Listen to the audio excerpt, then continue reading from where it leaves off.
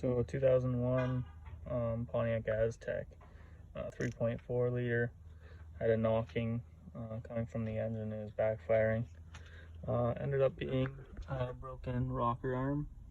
I just took the cover off, and just so happened to be on this side, but if it was on the back side that would have sucked because it would have been pretty inaccessible. But had to unbolt this, coolant, hard line.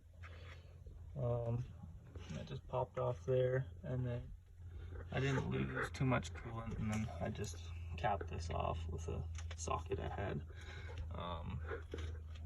And then, yeah. And then obviously just had to take off the required electrical components, all the spark plug caps. Just make sure you just know which one's which when you're putting it back together.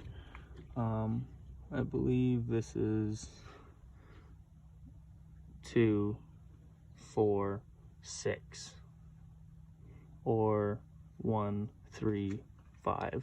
I'm not sure, but I'll look again. The numbers are written on the distributor.